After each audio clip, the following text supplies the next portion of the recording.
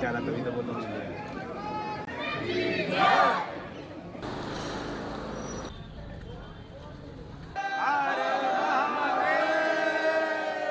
नमस्कार, स्वागत है आपका एक और नए ब्लॉग के अंदर। आज हम आ गए हैं गोपेश्वर महादेव मंदिर के परिसर के पास तक। कल मैंने अपनी जर्नी को एंड करा था जहाँ पे लिखा हुआ था मेरो वृंदावन। वहाँ से गोपेश्वर महादेव का जो डिस्टेंस था वो 10 किलोमीटर का रह गया था। हमने वहाँ से 5 किलोमीटर अंदर जाकर एक धर्मशाला ली जिसका प्राइस 600 रुपये था।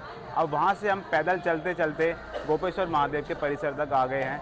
आप कैसे यहाँ तक आ सकते हो मैं आपको डायरेक्शन बता दूंगा। पूरा गलियों से होकर यहाँ तक आना पड़ेगा आपको। फ़िलहाल कुछ इस प्रकार का माहौल है गोपेश्वर महादेव का। यहाँ लड़ियाँ वगैरह सब जल रही हैं और भोले बाबा की महाशिवरात्रि का पर्व यहाँ पर मनाया जा रहा है। तो हमने प्रसाद वगैरह ले लिया है और चल रहे हैं अंदर।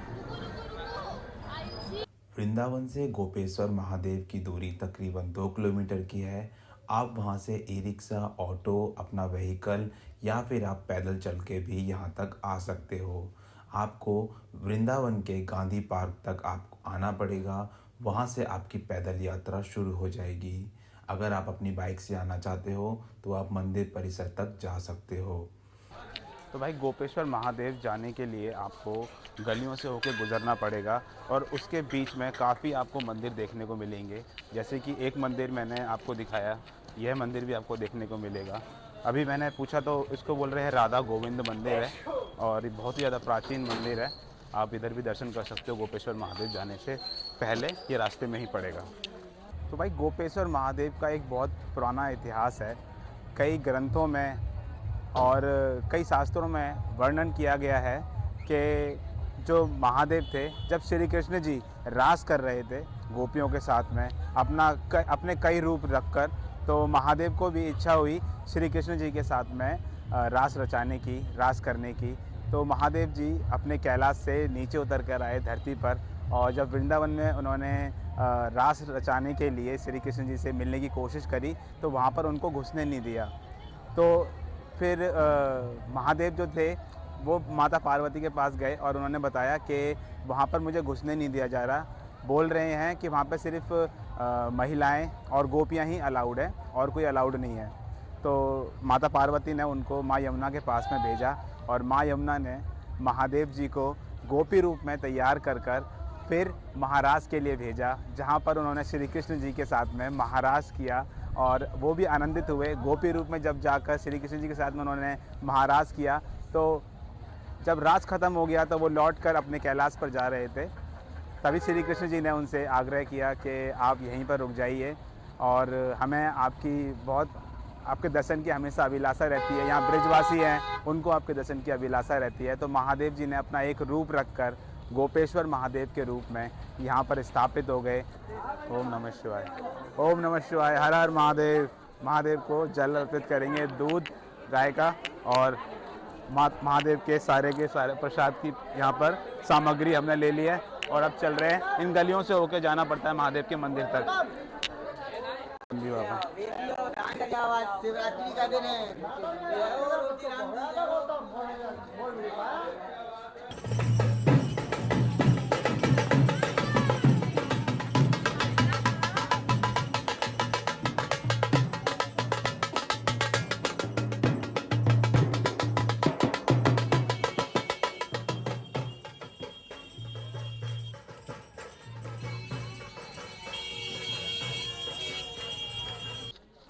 तो कुछ इस प्रकार से भाई गोपेश्वर महादेव के मंदिर परिसर तक जाना पड़ता है, गलियों से होकर गुजरना पड़ता है। बहुत ही सक्रिय गलियां हैं और इन गलियों से होकर महादेव के मंदिर तक जा रहे हैं। एक अलग ही आनंद की अनुभूति हो रही है। हर हर महादेव। महादेव के भक्त रामघाट गंगा से गंगा जल लेकर यहाँ तक पहुँचे हुए थे। सारे कांवड़िया यहाँ पर भोले बाबा के ऊपर जल अर्पित करने के लिए लाइन में लगे हुए थे। हर हर महादेव के जयकारे यहाँ पर लगाए जा रहे थे। आप देख सकते हो कितनी लंबी कतार यहाँ पर लग चुकी है महादेव के दर्शन हेतु। यहाँ पर जल अभिषेक करने के लिए लोगों का सैलाब आ चुका था। मुझे अब तक लग रहा था कि शायद मैं जल्दी से जल्दी महादेव के दर्शन कर लूँगा, लेकिन मैं गलत था, क्योंकि वो महादेव हैं और महादेव के भक्तों की कोई सीमा नहीं है।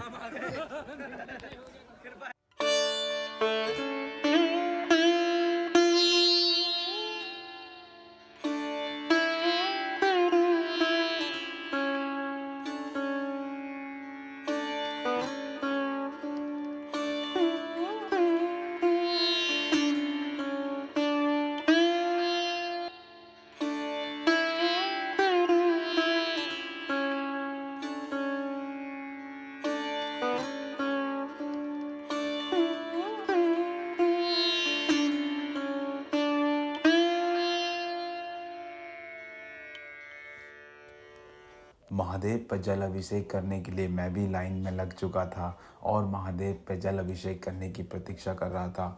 बेहद ही लंबी लाइन थी। पुलिस वाले धीरे धीरे करके लोगों को आगे भेज रहे थे ताकि भगदड़ का माहौल ना बने। सभी लोगों के हाथों में गंगा जल लग रहा था। आप देख सकते हो यहाँ पर जो कांच की शीशियाँ हैं लोगों के हाथों में, इन सब के अंदर गंगा जल हैं। ये सब कांवड़ियाँ हैं जो कि रामघाट से गंगा जल लेकर यहाँ तक पहुँचे हैं महादेव के ऊपर जल अभिषेक करने के लिए। महाशिवरात्रि के पर्व पर यहाँ पर नज़ारा देखने ही लायक था।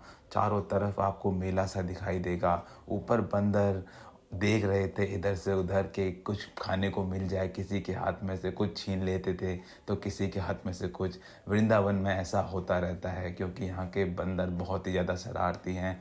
लेकिन महादेव के दर्शन हेतु यहाँ पर जो भक्तों का सैलाब था वो अविश्वसनीय था। मैं तो दंग रह गया क्योंकि अब तक मैं गलियों में चलता हुआ अकेले अकेले आ रहा था, लेकिन मुझे नहीं पता था कि मेरे से पहले इतने सारे लोग यहाँ तक पहुँच चुके हैं। मेरा नंबर काफ़ी लेट होने वाला था, लेकिन मैं प्रतीक्षा में था कि जल्दी से जल्दी महादेव के दर्शन मेरे को हो जाएं।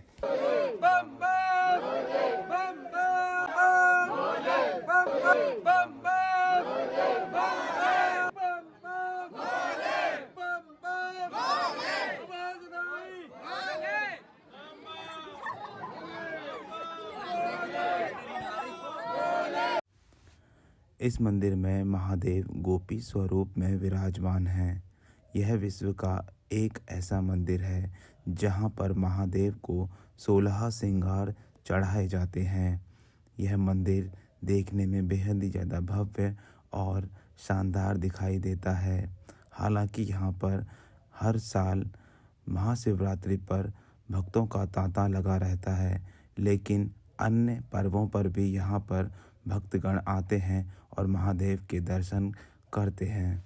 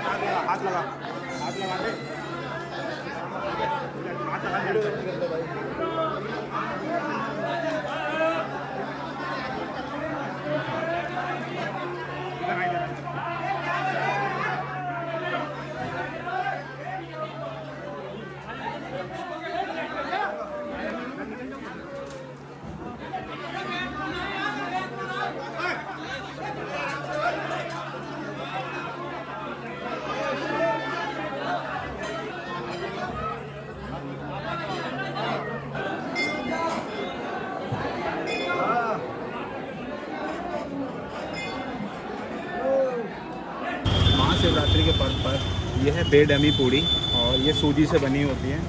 आलू की सब्ज़ी है और ये आलू का चोखा, ये आलू का चाट बना रखा है। और अभी इसका भोग लगा रहे हैं महादेव की महाशिवरात्रि यानी कि विवाह समारोह के उत्सव पर।